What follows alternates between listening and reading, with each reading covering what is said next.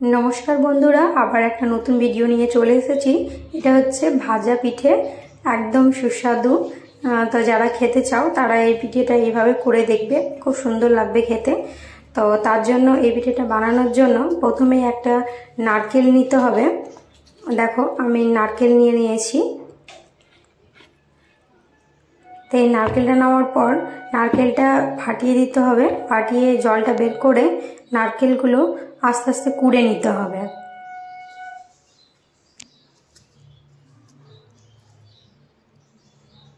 তো এই দেখো নারকেলগুলো আমি কুড়ে একটা বাটিতে রেখে দিয়েছি।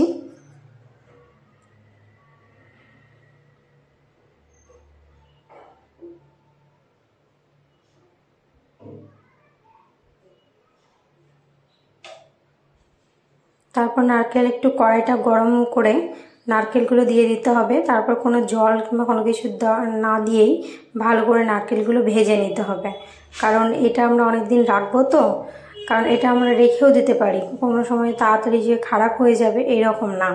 এটা ভালো করে ভেজে নিয়ে একদম চিনি দিয়ে দিয়েছি। চিনি দিয়ে ভালো করে জলটা মেরে নিয়ে দেখো শুকনো শুকনো করে আমি তুলে রেখে দিয়েছি। এইভাবে করলে অনেক দিন রাখতে পারবে, অনেক দিন ধরে খেতে পারবে। তো দেখো প্রথমে আমি ময়দা নিয়ে ঘি দিয়ে দিয়েছি, তার মধ্যে লবণ দিলাম, চিনি দিলাম। আবার এটাকে ভালো করে মেখে নেব, মেখে 30 মিনিটের জন্য রেখে দেব। তারপরে এই দেখো ছোট ছোট গলি করে নিতে হবে। তারপর এগুলোকে ভালো করে পাতলা করে বেলে নিতে হবে। দেখো এইভাবে পাতলা করে বেলে নিয়ে তারপরে এর ভেতরে পুর দিয়ে মুখটাকে ভালো করে মেরে দিতে হবে, কারণ মুখটা ভালো করে না মারলে তেলে দিলে তখন মুখগুলো খুলে যাওয়ার ব্যাপার থাকে। তো দেখো আমি আর অনেকগুলো বেলে রেখে দিয়েছি আর অনেকগুলো করেও রেখে দিয়েছি পিঠে।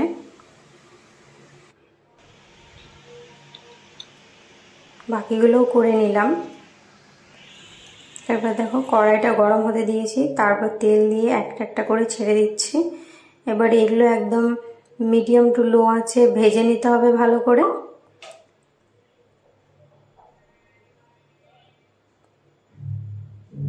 একটু সময় লাগবে, কিন্তু একদম মিডিয়াম টু লো আঁচে ভাজতে হবে, কেন এটা বেশি দিয়ে দিলে তখন পুড়ে যাবে, আর পুড়ে গেলে ভেতরটা কাঁচা থেকে যাবে।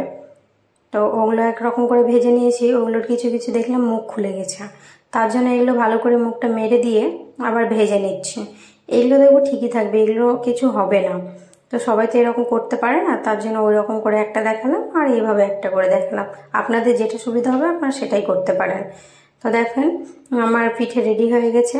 তো আজকের ভিডিওটা যার যার ভালো লাগবে তারা আমার চ্যানেলটা লাইক কমেন্ট সাবস্ক্রাইব করে দিবেন। আর আজকের মতো আমি এখানে ভিডিওটা শেষ করছি, আবার আসবো পরে একটা নতুন ভিডিও নিয়ে। তো সবাই সুস্থ থেকো, ভালো থেকো, টাটা।